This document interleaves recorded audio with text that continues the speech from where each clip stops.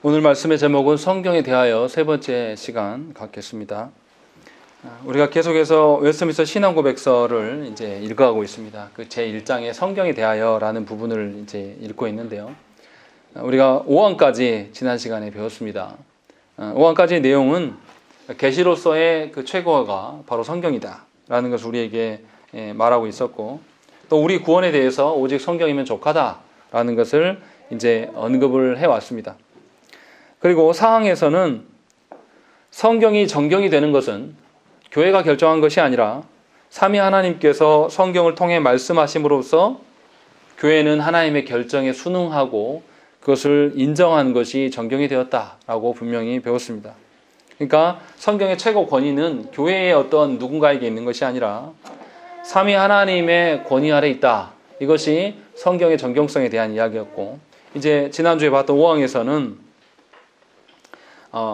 성경이 성경되어지는 것은 성경이 스스로 자증한다라는 이야기, 그리고 성령께서 성경을 기록해 하시고 보존케 하시고 우리에게 전달하시는 것뿐만 아니라 증명까지도 행하신다라는 것을 이야기를 했습니다.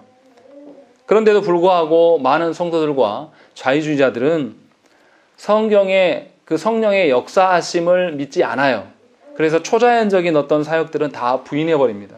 이렇게 되면 문제가 이제 어떻게 되냐면, 성경에서 말씀하시는 삼위 하나님의 사역들이 부정하게 됩니다. 그러니까 예를 들면 이런 거죠. 예수 그리스도의 부활하심을 자유주의자들은 실제로 예수님이 육신을 입고 부활했다고 보지 않는 거예요. 그래서 어떻게 보냐면 예수님의 그 정신, 그러니까 약한 자들을 또 그리고 남에게 자신을 내어주는 그 희생정신, 이런 것들이 사람들 마음에 남겨진 것, 이것을 예수 그리스도의 부활로 간주합니다. 그러니까 예수를 믿는 게 아니라 정확히 말하면 어떻게 보면 최고의 어떤 윤리 도덕 선생을 믿는 그런 형식으로 바뀌는 거죠. 그런데 이러한 생각들은 자유주의자들에게만 있는 게 아닙니다. 예수 믿는 분들 중에서도 말씀에 무지한 분들, 또 하나님의 역사하심을 인정하지 않는 분들은 언제나 자기 입장에서 재해석을 해버립니다. 성경을. 똑같은 성경을 보고 있는데. 그래서 예수 믿으면서도 이 땅의 가치를 쫓고 이 땅의 가치를 최우선으로 여기는 것을 종종 보게 된다는 것입니다. 이것은 성경을 성경으로 인정하지 않는 태도입니다. 그래서 지난주에 설교 중에 우리가 과연 성경을 정말로 하나님의 말씀으로 여기는가, 이것에 대한 이야기들을 매우 강조했다는 것이죠. 우리가 하나님의 말씀을 성경으로 인정한다라면 다른 것을 찾을 필요가 없어요. 온전히 하나님의 그 어떠하심이 하나님께서 말씀으로 말씀하시니까, 성경으로 우리에게 말씀하시기 때문에 충분히 하나님의 주신 그 성경을 통하여서 우리 구원의 어떠함과 우리 신앙생활의 어떠한 전반을 확인할 수가 있다는 것입니다. 그러니까 신자의 모든 판단의 근거가 성경을 기반할 수밖에 없는 것이고, 또 성경을 바르게 이해하는 것이 신자됨의 가장 근거가 되는 것이죠. 그래서 우리가 기도할 때도 세상에 어떠한 것을 구하는 것이 아니라 성경에 대한 우리의 바른 태도들과 성경을 이해하기 위해서 우리가 얼마나 성령님을 의존하는가, 이런 방식으로 기도할 수밖에 없다는 것입니다. 이것이 지난주까지 했던 말씀의 내용이에요. 오늘은 6항과 7항에서 말하고 있는 바를 이제 이야기를 하려고 합니다. 오늘 이야기할 것은 성경의 충분성과 성경의 명료성, 이 두 가지를 이야기를 하려고 합니다. 그러면 성경의 충분성이란 무엇인가? 이게 이제 중요하죠. 성경의 충분성이라는 것은 성경이 이미 지난주에 말씀드린 것처럼 하나님의 계시의 말씀이 종결되었다, 완결되었다라는 그 선 위에서 이야기를 하는 것입니다. 그러니까 하나님께서 6항에도 나와 있는 것처럼 첫 번째 줄에 하나님 자신의 영광, 인간의 구원, 신앙, 그리고 삶을 위해 필요한 모든 것들에 대해서 성경에 다 나와 있다라는 이 이야기를 하고 있는 겁니다. 더 이상 추가적으로 필요한 것이 아니라 이미 완결되었다라는 거죠. 완결되었다는 것은 끝났다라는 겁니다. 또 다른 하나님의 계시를 찾고 구한다는 그런 의미가 아니라는 것이죠. 그러니까 오늘 우리가 읽었던 디모데후서 3장 15절부터 17절 말씀도 그렇게 되어 있습니다. 모든 성경은 하나님의 감동으로 된 것이고 이것이 교훈과 책망과 바르게 함과 의로 교육하기에 충분하다, 유익하다. 그래서 온전히 사람으로 온전케 되게 하는 것에 매우 유익한 것이 성경이다라는 그런 고백들이 나타난다는 것이죠. 그러니까 성경의 전체가 하나님의 말씀인 것이지 성경의 일부분은 하나님의 말씀이고 일부분은 사람의 말 이렇게 들어있는 그런 개념이 아니란 말이에요. 그러니까 전에도 말씀드렸던 것처럼 성경을 보면서 하나님이 누구이시고 하나님이 어떤 분인가 알기 위해서 성경을 보는 것이지 성경에 있는 어떤 희생정신이나 성경에 있는 어떤 경제관념이나 성경에 있던 어떤 성공하는 방법이나 성경에 있는 어떤 자녀 교육법이나 이런 걸 배우는 게 아니란 말이에요. 그것이 성경이 성경되게 하지 않는다라는 거죠. 그래서 우리가 성경 전체가 다 하나님의 계시의 말씀으로 인정하는 것이 굉장히 중요합니다. 우리가 아는 통합교단 있잖아요. 통합교단은 우리랑 성경을 다르게 봅니다. 통합에서는 성경 전체를 하나님의 말씀으로 인정하지 않아요. 어떤 방식으로 이해하냐면 성경은 그 당시에 쓰여졌던 사람들이 경험되어진 그 하나님의 말씀이고 우리가 이것이 성경이 되게 하려면 우리 안에 또 다른 하나님의 역사가 있어야 된다. 이런 방식으로. 이게 칼바르트의 성경관이에요. 그러니까 전체 성경을 다 하나님의 말씀으로 여기지 않는 것이죠. 그렇기 때문에 신앙 색깔도 달라지고 누구 중심으로 교회가 패턴이 바뀌냐면 우리의 현재와 사람의 형편의 어떠함에 따라서 많이 굴곡을 질 수밖에 없는 것이죠. 그래서 개혁주의적인 교회와 그렇지 않은 약간 인본주의적인 냄새가 나는 교회는 확연하게 신앙 색깔이 다를 수밖에 없는 거예요. 왜 그러냐면 성경관이 다르기 때문이에요. 그래서 신자는 분명하게 성경을 통하여서 구원에 이르는 지혜를 보는 것입니다. 그러니까 모든 신자들이 성경을 이런 식으로 본다라고 하면 어떻겠습니까? 신앙생활하는 것과 구원에 이르는 일에 대해서 성경 이외의 것을 찾을 필요가 없습니다. 그런데 우리는 어떻습니까? 신앙생활을 해나가고 교회를 이뤄가는 데 있어서 성경만으로 우리가 만족합니까? 그렇지 않아요. 우리의 현실을 봐보세요. 다른 교회가 어떻게 하더라 라고 들으면 우리 어떻게 합니까? 어떻게 해서 좋은 결과를 얻었더라 그러면 우리 어떻게 합니까? 저만 그럽니까? 제가 목회자라서 그런 말 들으면 그렇게 하고 싶어요. 아, 우리도 그렇게 하면 될까? 우리도 그렇게 하면은 좀 나아질까? 이런 생각들을 하게 되는 거예요. 그래서 어떻게 합니까? 프로그램이나 다른 어떤 대형 교회들의 그 행하는 방식들 이것을 참고하면서 그것을 의존하려는 경향이 굉장히 강합니다. 그리고 또 우리의 그런 성향들을 악하게 우리의 그 욕망들을 찔러서 활용하여서 자기의 교세를 넓히는 교회들이 한국 교회는 참으로 많아요. 그래서 무슨 뭐 훈련법, 무슨 전도법, 무슨 어떤 교회의 성장법 이런 게 얼마나 많습니까?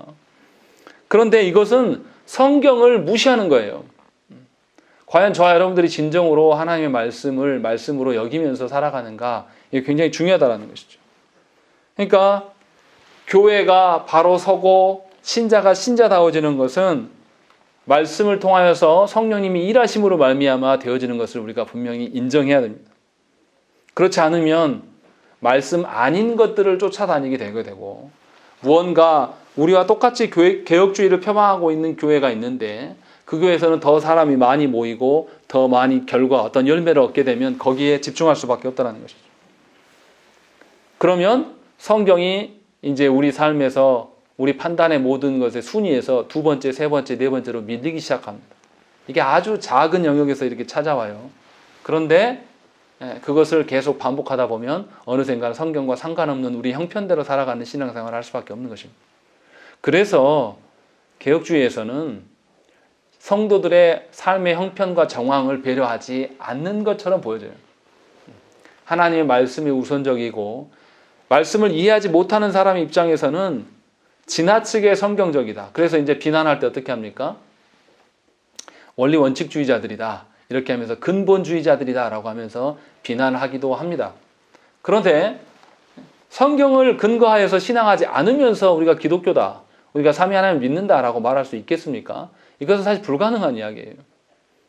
그런데도 우리 현실 속에서 분명히 이러한 일들이 일어난다는 것이죠. 그러니까 성경을 하나님의 말씀으로 인정하냐, 얼마만큼 인정하느냐가 굉장히 중요한 것이고 그것을 여러분들의 삶 가운데서 계속해서 인정해 나가는 삶이 있어져야 된다는 거죠.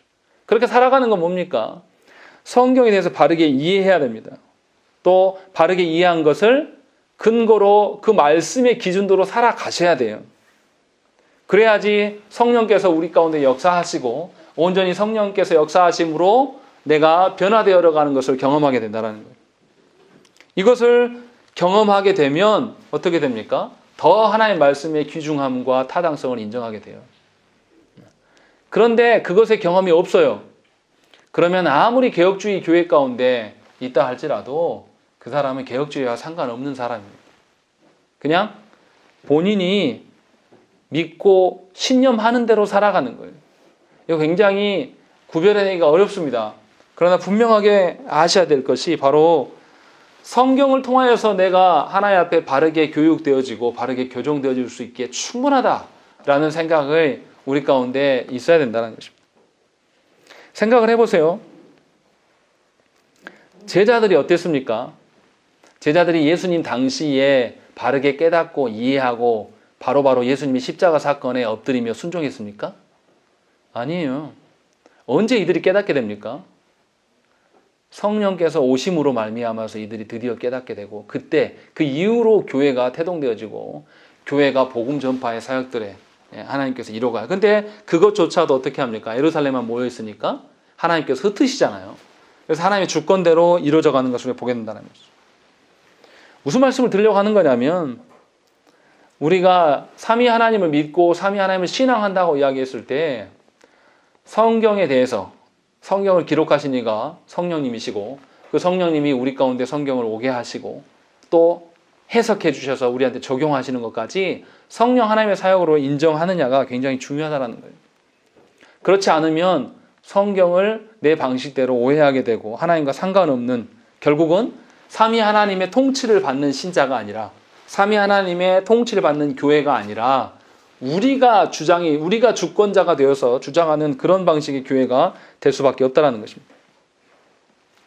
그러니까 사도들이 세워질 때를 잘 생각을 해보세요. 성령께서 오셔서 그들을 깨닫게 하시고 사도들이 예수님 당시에는 깨닫지 못했던 것들이 성령께서 오셔서 깨닫게 되었을 때에 예수님과 동행하면서 있었던 사건들을 다시 반추해면서 거기에서 이것이 하나님의 뜻이었구나.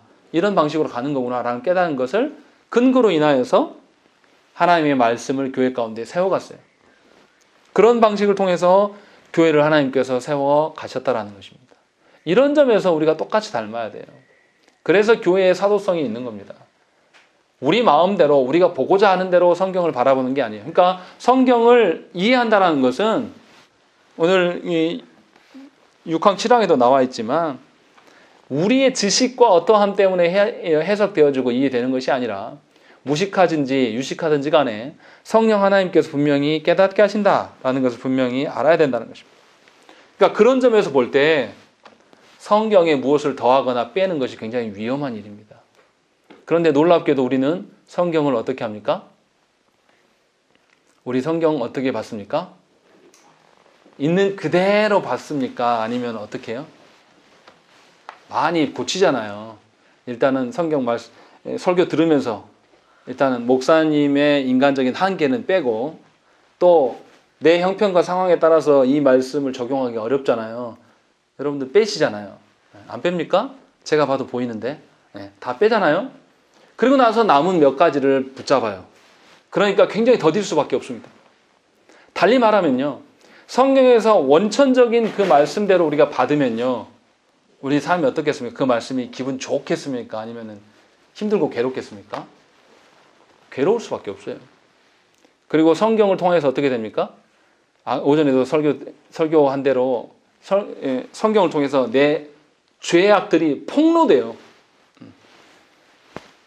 성경을 통해서 찔림을 받으면요. 왜 성도들이 거기에 순응하고 다 회개하지 않고 반항하는지 아십니까? 자기 죄악이 폭로되거든요. 모든 사람들한테 다 말하는 것처럼 들려지거든요. 근데 그게 아니에요. 하나님께서 주신 말씀이 우리 말씀을 통해서 우리는 반드시 교정돼야 되고 그 교정돼야 될 것들을 우리가 온전히 받아야 되는 것이 우리가 성경을 성경으로 인정하는 것입니다. 그래서 성경의 말씀에서 우리가 빼거나 더하는 것에서 문제를 삼아야 되는 것이고 우리도 그런 면에서 자유할 수 없는 인간입니다. 우리는 늘 말씀을 어떻게 합니까? 빼요. 더하기도 하고요. 저도 제 설교를 해놓고 들어오면 그 안 해야 될 말인데가 굉장히 많습니다. 또 설교 준비할 때도 어떻게 하겠습니까? 최대한 안 빼려고 노력은 하지만 이 말씀을 있는 그대로 전했다가는 우리 성도 중에 누가 상처를 받겠구나라는 생각을 하겠습니까? 안 하겠습니까? 해요. 그리고 고민이 됩니다. 그러함에도 해야 되는지, 아니면은 조금 유보적으로, 아니면 조금 이렇게 돌려서 말해야 되는 것인지 상당히 고민이 됩니다. 그러니까 그런 점에서 하나님께서 원하시는 교회, 하나님의 원하시는 성도가 된다는 것은 하나님의 말씀을 있는 그대로 받을 수 있기를 소망해야 되는 것이죠. 저도 늘 그것을 위해서 기도해요. 제가 설교해서 제 마음이 시원해지고 후련해지는 설교가 아니라 하나님께서 말씀하시고자 하는 그 말씀들이 그대로 전달될 수 있는 설교가 되기를 원해요. 그럼 굉장히 부담스럽습니다. 저도. 성도들의 상황을 봐야 되고, 또 말씀을 전한 자도 말씀에 어떻게 해야 됩니까? 매여야 되거든요. 사랑하라고 제가 막 이렇게 설교하잖아요. 제가 어떻게 사랑이 넘치는 것처럼 보이십니까? 안 그러잖아요. 좀 힘들면 힘든 얼굴 감추려고 해도 티가 나잖아요. 한계가 있는 거예요. 그러니까 저와 여러분들이 분명히 어떻게 해야 되냐면 성경이 온전히 우리 가운데 전달될 수 있도록 우리가 순종의 자세로 하나님께 서 있어야 돼요. 순종의 자세로 선다는 것은 온전히 성령 하나님께 의존한 상태로 우리가 서 있어야 한다는 것이죠.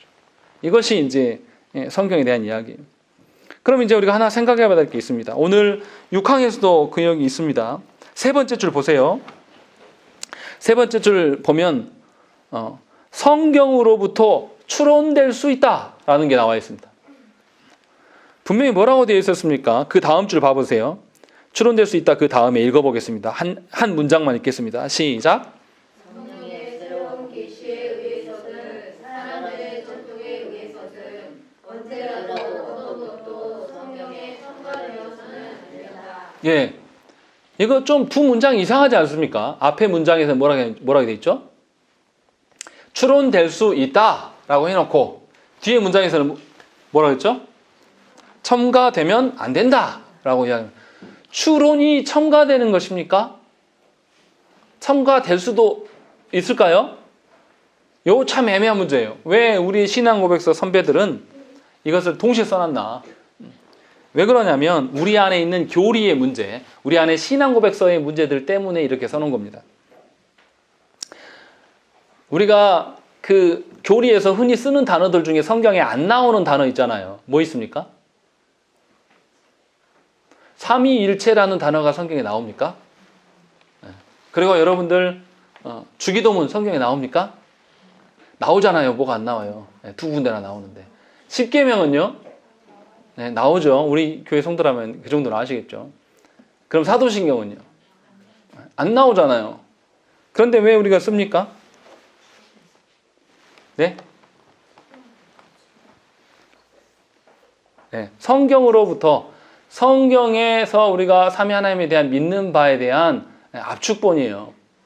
이것을 우리가 신앙고백서라고 이야기를 합니다. 그러니까 성경에 근거한 것들이어서 그렇게 기록한 것이지 성경과 상관없는 무관한 추론이 절대 아니라는 것입니다.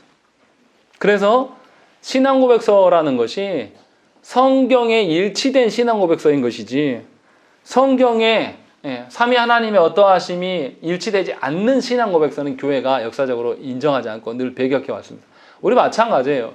만약에 우리가 배우는 웨스트민스터 신앙고백서나 하이델베르그나 도르투치나 벨직 신앙고백서에서 뭔가 성경적인 하자가 있는 것이 발견됐어요. 그럼 어떻게 해야 됩니까? 수정해야 됩니다. 반드시 성경대로.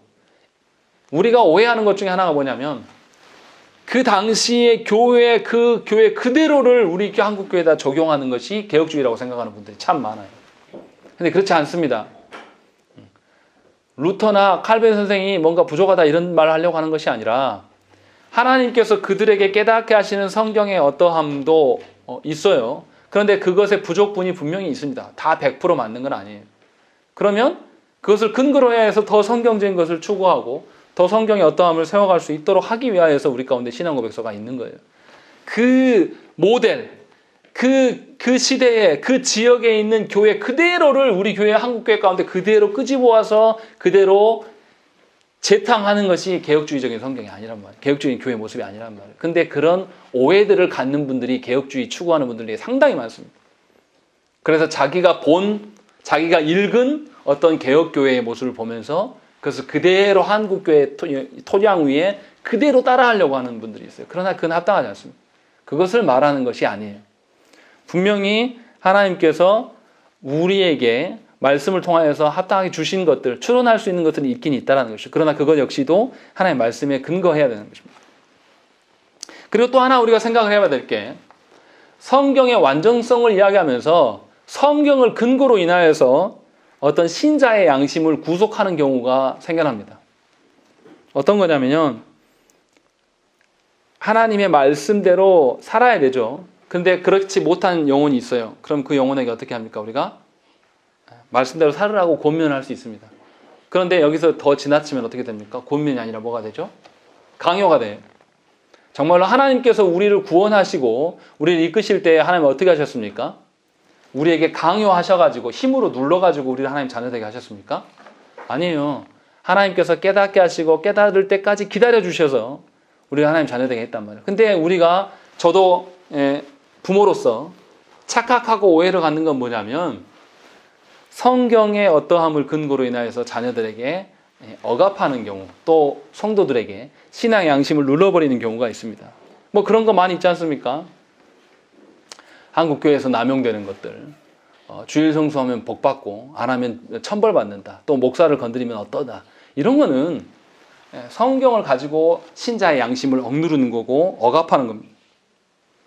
이게 일반 교회만 있습니까? 그렇지 않아요. 개혁주의 표방한다는 개혁교회 안에서도 얼마나 많습니까?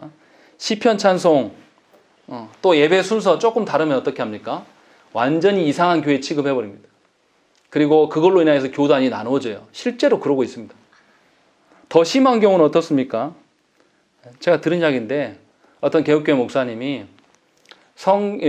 시편 찬송을 이제 음의 가사에 붙여가지고 하려고 하는데 시편 그대로 못 넣잖아요. 우리 이 시편 찬송도 보면 시편 말씀을 근거로 하지만은 많이 변형이 돼 있습니다.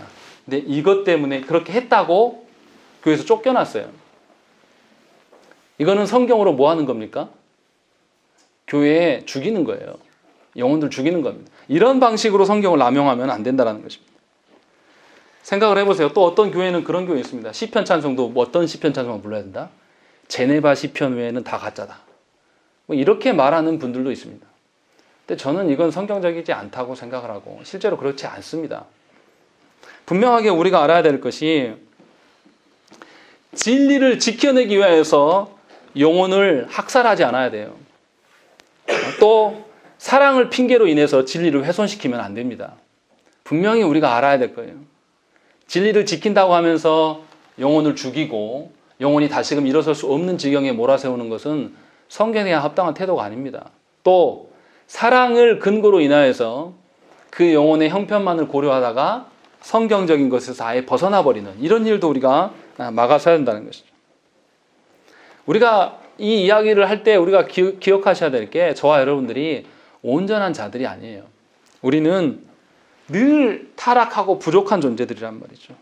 하나님에 대해서 아는 것도 극히 일부분을 아는 거예요. 다 아는 것도 아니고요. 그래서 그 극히 일부분인 것을 가지고 모든 성도들을 판단하고 모든 교회들을 정죄하고 이런 방식으로 행동하면 안 된다는 것이죠. 그래서 성경의 원칙을 우리 가운데 적용할 때 우리가 잘 생각을 해봐야 돼요. 정말 영혼을 살리는 길인가? 어떤 것이 하나님의 보시기에 합당한 것인가를 늘 물어야 된다는 것이죠. 우리가 본 교회가 완전히 완벽하게 성경적이지 않는다는 의미는 뭐냐면 오전에도 설교에서 말씀드린 것처럼 성경에 나와 있는 계시로 준 성경이 전부 다 해석이 완료가 끝났습니까? 성경 해석이 완벽하게 다 끝나고 난해 구절이 없습니까? 있어요. 난해 구절이 늘 있고 오늘 우리가 본 고린도전서 14장 말씀도 신비주의자들, 은사주의자들의 입장이 보는 성경 해석과 개혁주의자들이 보는 성경 해석이 달라요. 만약에 하나님 나라 갔는데 은사주의자들이 말하는 방언이 맞다라고 하면 우리 어떻게 해야 됩니까? 하나님 나라 갔는데 우리가 믿는 바가 아니라 은사주의자는 말하는 방언이 맞다라고 하면 우리 하나님 나라 가서 어떻게 해야 되겠어요? 회개해야 되겠죠. 수정해야 되지 않겠습니까? 성경에는 이렇게 해석되어지지 않는 난해한 부분들이 아직도 상당히 많습니다. 그런데 우리가 어떻게 하냐면 나는 이미 다 아는 것처럼 내가 모든 것을 다 알고 있는 것처럼 성경을 대하는 그런 나쁜 태도들이 있어요. 제가 전도사 때 제가 신학교를 다닐 때 뭐 성경의 여러 종류, 여러 과목 중에서도 조직신학에 대해서 굉장히 관심이 많았습니다. 그러니까 조직신학적으로 말씀을 봐요. 그러니까 모든 본문을 이렇게 설교를 하면 결론이 똑같아집니다. 그러니까 성도 중에 어떤 분이 그걸 알아채가지고 왜 전도사님은 계속 똑같습니까? 이렇게 물어보신 분이 있었어요. 이거 합당한 것이 아니에요. 성경을 바르기 위해서 신앙 고백을 알아야 되는 것은 맞지만 그 신앙 고백이 성경의 전체를 다 해석할 수 있는 것은 아니란 말이에요. 아직도 해석이 다 정리되지 않고 논란이 있는 중에도 있는 것이고 그런 인간의 한계 가운데 있다라는 거예요. 그러니까 우리가 성경을 통해서 누군가를 억압하고 죽이는 방식으로 성경을 활용해서는 안 된다는 것입니다. 또 내가 아는 성경에 대해서도 성령께서 그 영혼을 변화시킬 것이라는 여지를 남겨놔야지. 이런 거예요. 개혁주의 표방하는 목사들이 힘든 점이 뭐냐면요. 신앙 고백서를 막 공부하고 말씀을 막 가르치고 해서 영혼들에게 가르칩니다. 그렇게 목회를 해요. 그렇게 하면 영혼들이 막 변화되고 막 회심이 일어나고 막 성장하고 이렇습니까? 안 되는 경우도 있어요. 그러면 혼란스럽습니다. 왜 안 되지? 이상하게 말씀을 가르쳤는데 성도들이 더 교만해지네. 왜 점점 더 성도들이 순종적으로 바뀌는 게 아니라 왜 이러지 하면서 딜레마에 빠집니다. 그러면서 오류를 가져와요. 이 착각은 뭡니까? 영혼의 변화는 누가 하십니까? 성령님께서 하심에 대한 인정을 하지 않기 때문에 이런 일들이 일어나는 거예요. 이런 방식으로 성경을 대해서는 안 된다는 거죠. 성경의 충분성이라는 의미가 바로 이것을 포함하고 있는 거예요. 그러니까 저와 여러분들이 분명하게 우리의 오류와 우리의 미련함을 분명히 인정하면서 성경을 대해야 됩니다. 하나님의 주권을 인정해드리는 방편으로 우리 교회가 이런 신앙 고백서도 공부했고 저런 신앙 고백서도 공부했고 내가 또 거기에 참여했기 때문에 내가 변하는 것이 당연하다라고 생각하는 것은 우리의 착각이에요. 어떻게 보면 또 다른 헬라적인 지혜를 추구하는 사람하고 다를 바가 없는 것이죠. 그런 점에서 이제 우리가 구분해야 되는 것입니다. 그리고 7항에서 이제 강조하는 것은 성경의 명료성에 대한 이야기를 하고 있습니다. 성경이 성경으로 족하다라고 말할 때 어쩔 때 족합니까? 구원의 어떠함과 신앙생활의 어떤 모든 기반들이 성경이 있다라고 말할 때 어떠할 때에 그것이 말이 되는 거죠. 성경을 바르게 아는고 바르게 이해된 사람에게는 그 말이 맞아요. 그런데 성경에 대해서 잘 몰라요. 성경에 대해서 이건가 저건가 기준이 없는 사람한테는 그 성경의 충족성이 적용이 됩니까? 안 됩니까? 안 되는 것입니다. 그래서 지금 7항에서 이야기하는 것은 뭐냐면 성경이 명료해야 된다는 거예요. 무슨 말이냐면 성령께서 역사하셔서 성경의 내용과 하나님의 어떠하심을 우리에게 명확하게 깨닫게 하시고 알려주시지 않으면 우리는 성경을 활용할 수가 없는 존재라는 거예요. 지금 그 이야기를 하고 있는 겁니다. 그래서 거기에 뭐라고 되어 있습니까? 밑에 두 번째 줄. 유식한 사람들뿐만 아니라 무식한 사람들도 평범한 방법들을 적절히 사용하면 그것들을 충분히 이해하는데 이룰 수 있다라고 이야기하면서 성령께서 역사하시기 때문에 성경의 어떠함을 우리가 알아갈 수 있는 것이다 라고 말하고 있는 것입니다. 그러니까 우리가 성령께서 우리를 깨닫게 하시고 지도하신 만큼에서 성경을 이해하려고 해야 됩니다. 그 이상을 넘어서는 것, 그 이상을 더 나가는 것은 하나님의 주권에 대한 도전이고 우리의 의지와 우리의 노력으로 문제를 해결하려고 하는 것입니다. 우리 그렇지 않습니까? 일상을 살아가면서 내 가정과 내 형편에 어떤 문제가 생겨요. 그럼 우리가 그 문제를 잡고 기도를 하죠. 근데 언제까지 기도해야 됩니까? 하나님이 이것을 좋아하시지 않는다. 하나님이 내가 이 방식대로 살아가는 걸 원치 않는다는 깨닫게 하시면 그 기도 어떻게 해야 됩니까? 멈춰야죠. 근데 우리는 그렇지 않아요. 우리 어떻습니까? 뭔가 자녀의 문제가 생기면 이 문제가 해결되기 전까지는 우리 어떻게 해요? 하나님이 내 자녀를 고단하게 하고 고난 중에 둬가지고 하나님이 원하시는 방법대로 변화시키셔서 사용하시려고 고통을 줄 수 있거든요. 예를 들자면. 그런데 이 고난 중에 있는 자녀에게 그러면 내가 부모가 어떻게 돼야 됩니까? 고난 가운데서 하나님의 뜻을 밝히 알기를 위하여서 이 자녀를 대해줘야 돼요. 그런데 어떻습니까? 인간적인 안타까움과 인간적인 짠함이 있어서 어떻게 해요? 우리는 하나님께 나아가도록 이 자녀를 하나님께 내치는 게 아니라 어떻게 합니까? 자기 품으로 데려들어오잖아요. 그렇지 않습니까? 그것이 사랑이라고 우리는 말을 합니다. 그런데 그것이 사랑이 아니에요. 그거는 인간적인 세상의 방식이라는 것입니다. 하나님께, 그래서 부모가 하나님께 깨어 있어야 돼요. 하나님이 지금 다루고 계시는 것이 무엇인가를 분명히 구해야 되는 것이고, 마땅히 성경의 어떠함에 근거해서 삼위 하나님 앞으로 그 영혼이 갈 수 있도록 사랑해 주는 것, 그것이 우리가 해야 될 일이란 말이죠. 그래서 성경의 어떠함을 자녀들에게 가르치는 것은 하나님의 주권하에 있는 것인가 동시에, 우리가 하나님의 주권을 인정해 드릴 때는 나의 정서나 내 마음의, 내 의지의 어떠함이 앞서 나가면 안 된다는 것입니다. 그렇게 되면 부모가 하나님께서 나에게 위탁해 주신 그 자녀를 가로막는 역할을 할 수밖에 없다는 것입니다. 그러니까 우리가 잘 분별을 해야 돼요. 그래서 성경에서 뭐라고 합니까? 하나님의 말씀에 가르친, 자녀들에게 하나님의 말씀에 가르칠 그 책임자를 누구로 세우셨습니까? 부모예요. 목사가 아닙니다. 착각하시면 안 돼요. 여러분들 자녀들에게 복음이 들어가는 책임은 부모인 여러분들에게 있는 것이지 저에게 있는 게 아닙니다. 잘 아셔야 되는 거죠. 이 부분에 대해서 간과하니까 어떻게 합니까? 자기는 하나도 안 가르치면서 목사한테 가르쳐주기를, 변화시키기를 원한다는 거예요. 그런데 목사도 변화시킬 수 없어요. 성령 하나님께서 변화시키는 것이고, 성령 하나님께서 변화시키는 것에 우리가 순응하는 방식으로 서 있는 것이죠. 그러니까 분명하게 성령께서 우리 가운데 역사하셔서 일하심, 이것을 우리가 기대하는 방식으로 서 있어야 한다는 것입니다. 그리고 이렇게 성경에 대해서 그러니까 명료하게 알아가게 하려면 자녀들한테 어떻게 해야 되겠습니까? 우리가 성경의 원리대로 살아야 돼요, 부모들이. 그래야 성경의 명료성이 명확히 드러난단 말이에요. 분명히 가정예배 드릴 때는 말씀대로 살아야 된다 이렇게 말해놓고 나서 삶에 돌아가서는 자기 형편대로 살아요. 그럼 자녀들이 어떻습니까? 지적을 할까요, 안 할까요? 저도 우리 자녀들한테 많이 지적받아요. 왜 아빠는 기도 안 해? 왜 아빠는 뭐 안 해? 하면서 물어봐요. 그러면 그때마다 깜짝깜짝 놀라는 거죠. 무슨 말씀 드리려고 하는 거냐면, 성경의 명료성을 우리가 훼손하지 않는 방식으로 살아야 된다. 이 측면에서라도 우리가 말씀대로 살아야 되는 거예요. 그것이 신자됨이에요. 그러니까 말씀대로 살아야 된다는 의미를, 우리가 말씀대로 살지 않으면 우리가 성경을 하나님의 말씀으로 인정하지 않는 겁니다. 다른 사람에게 오해하게 만드는 거예요. 그러니까 저와 여러분들이 분명하게 하나님의 어떠하심을 명확하게 드러내는 자로 사셔야 된다. 그러니까 우리가 신자다워야 된다는 거예요. 달리 말하면.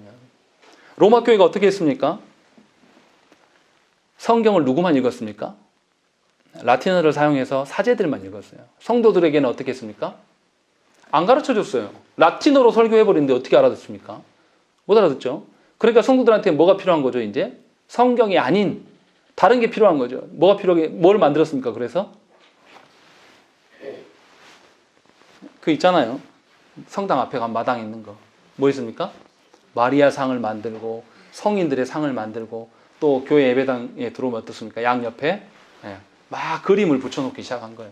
그렇게 해서 약간 이상해지기 시작한 거예요. 그러니까 성경의 명료성이 이렇게 중요한 겁니다. 우리가 자녀들에게 말씀대로 살아라 라고 입술로 말하면서 우리의 삶은 그것과 다르게 살아가면 성경의 명료성을 훼손하는 거예요. 그러면 자녀들이 어떻게 했습니까? 하나님과 성경의 가치를 인정할까요, 안 할까요? 가정에서 못 본 자녀이기 때문에 힘들어져요. 그렇게 자란 자녀들이 하나님께 돌아오는 그 역사가 하나님 은혜이긴 하지만, 분명히 저와 여러분들에게 하나님께서 위탁해 주신 그 의미를 잘 알아야 된다는 것이죠. 그래서 신명기 6장 6절과 7절 말씀에도 이렇게 되어 있습니다. 오늘 내가 네게 명하는 이 말씀을 너는 마음에 새기고 네 자녀에게 부지런히 가르치며 집에 앉았을 때든지 길을 갈 때든지 누워 있을 때든지 일어날 때든지 이 말씀을 강론할 것이며 라고 되어 있어요. 매사에 성경 중심대로 살아라는 거예요. 누워있을 때, 이제 앉아있을 때, 이제 가든지 뭐 어쩔 때든지 간에 하나님의 말씀을 늘 가르치라는 거죠. 이것이 부모의 역할이다 라고 성경에 아주 명확하게 이야기를 하고 있는 것입니다. 그러니까 부모된 우리들이 분명히 기억해야 될 것이 자녀의 신앙의 어떠함은 누구의 신앙의 어떠함을 반영하는 것입니까? 바로 부모된 우리의 신앙의 어떠함을 그대로 반증하는 거예요. 그러니까 나는 신앙이 있는데 우리 자녀는 어떻습니다. 이 말 하지 마세요. 창피한 줄 아셔야 돼요. 그냥 자녀의 상태가 내 상태라니까요. 내가 그렇게 말씀대로 살기 때문에, 말씀을 그렇게 무시하고 살기 때문에 자녀가 그러는 거예요. 분명하게 성경의 기준대로 우리가 돌아가셔야 된다는 것이죠. 그리고 또 하나는 우리가 기억해야 될 게 뭐냐면 성경을 어떻게 알아야 됩니까? 명료하게 알아야 되는데 명료하게 알려면 어떻게 해야 됩니까? 사도행전 17장 11절에 베레아에 있는 사람들은 데살로니가에 있는 사람들보다 더 너그러워서 간절한 마음으로 말씀을 받고 이것이 정말 그러한가 하여 날마다 성경을 상고함으로 라고 되어 있는 것입니다. 뭐 한 거죠? 상고한다는 게 뭡니까? 계속 묵상하고 고민했다라는 거예요. 달리 말하면 연구한 거예요. 연구. 정말 그런가? 성경에서 말한 것이 진짜로 그러한가? 라는 걸 확인했다라는 거예요. 그러니까 설교를 듣고 여기에 앉아서 깨닫고 끄덕끄덕 하는 것에서 끝난다는 게 아니에요. 말씀을 들었으면 어떻게 해야 됩니까? 그 말씀의 능력이 정말로 내 삶에서 그대로 발현이 되는가 해보시라는 거예요. 그리고 말씀을 연구하라는 거예요. 그렇지 않고 나는 아무런 노력도 하지 않으면서 말씀의 명료성을 이야기하는 것은 교만한 겁니다. 하나님 우리에게 주신 명하신 것에 대해서 외면하는 형태가 되는 것이라는 거죠. 그러니까 정말 제가 성경을 어떻게 바라보느냐, 성도들이 성경을 어떻게 대하느냐가 그의 신앙의 정도를 말할 수 있다라고도 말할 수 있는 것입니다. 그러니까 저와 여러분들이 분명하게 의무적이지 않을 수는 없어요. 우리의 죄성 때문에. 저도 말씀을 보면서 참 힘들어요. 이제 우리 성경 읽잖아요. 성경 읽는데 문제 제가 내지 않습니까? 한 장 한 장. 작년에 한번 전체 다 쫙 냈잖아요. 다시 또 내잖아요. 똑같이 내면 여러분들이 알까요? 모를까요? 다 아실 거라고요. 그러니까 다른 방식으로 이 문제를 내야 되니까 골치가 아파요. 시간이 많이 걸립니다. 작년보다 훨씬 많이 걸려요. 무슨 말이냐면 우리가 그런 일에 우리 에너지를 낭비해야 되는 거예요. 낭비가 아니죠, 사실은. 하나님의 말씀에 대해서 알려고 하는 부단함이 우리 가운데 있어야 된다는 것이죠. 물론 성령께서 깨닫게 하시지만 우리의 태도들이 분명히 있어야 됨을 말하는 것이죠. 그러니까 우리 모두가 성경을 하나님의 말씀으로 존중한다는 것은 신앙생활의 전반에 드러날 수밖에 없는 겁니다. 그냥 우리가 아무리 감추려고 해도 성경을 정말 존중하는 분인가 아닌가에 대한 그런 것이 여실히 드러나는 거예요. 제가 뉴스에서 이제 한 그 정치인들끼리 대화하는 장면을 한번 본 적이 있어요. 박광원 그 국회의원이라고 혹시 예전에 MBC에서 그 앵커했던 분인데요. 나경원 국회의원이 이렇게 거짓말을 했어요. 근데 이 사람이 이미 그거에 대해서 자세히 알고 있는 거예요. 그래서 그 자리에서 바로 반박을 하는 거예요. 나경원 의원이 말하는 것이 맞지 않다. 몇 대 때도 뭐가 있었고 뭐가 있어서 왜 그러면은 판사나 어떤 법률가들이 국회의원 되는 건 다 불법이라고 말하는데 어떻게 그게 말이 맞냐 하면서 아주 낱낱하게 다 나열하면서 이야기를 하더라고요. 그거 보면서 제가 많이 느꼈습니다. 아, 나는 저런 목사가 아니구나. 성도들이 물어보면 정말로 상세하게 이렇게 말씀이 내 삶에 육화되어 가지고 하나님 어떠함을 줄줄줄줄 변호할 수 있는 목사가 돼야 되는데 한참 멀었구나라는 걸 그 영상 보면서 많이 깨달았어요. 아, 그런 목회자가 되기를 소망해야 되겠구나. 그런 신자들이 우리 교회 안에 많아졌으면 좋겠다. 이런 것들을 우리가 이제 보면서 많이 깨달았습니다. 많이 부끄러웠어요. 그러니까 저와 여러분들이 분명하게 우리가 목사가 아니고 우리가 그냥 일반 성도로 살아가고 어떤 그냥 하나님의 자녀로 살아가도 모두가 이러한 것들을 소망해야 됩니다. 하나님의 말씀을 알고 하나님의 말씀을 대변할 수 있는 그런 자가 되기를 하나님께 구해야 된다는 것이죠. 에베소서 5장 15절과 16절에 그런즉 너희가 어떻게 행할지를 자세히 주의하여 지혜 없는 자같이 하지 말고 오직 지혜 있는 자같이 하여 세월을 아끼라. 때가 악하니라. 이렇게 말씀하고 있는 것입니다. 무슨 말씀입니까?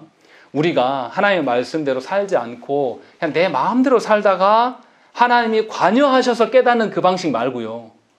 정말로 하나님의 말씀대로 지혜롭게 살아가는 것에 대해서 배우는 일에 열심을 내고 그 방식대로 살다가 하나님께서 더 정교하게 교정해 주시는 이 방식을 우리가 하나님께 택해야 됩니다. 하나님께 살아야 됩니다. 이것이 순종하는 것이고 이것이 성경을 하나님의 말씀으로 인정하는 것입니다.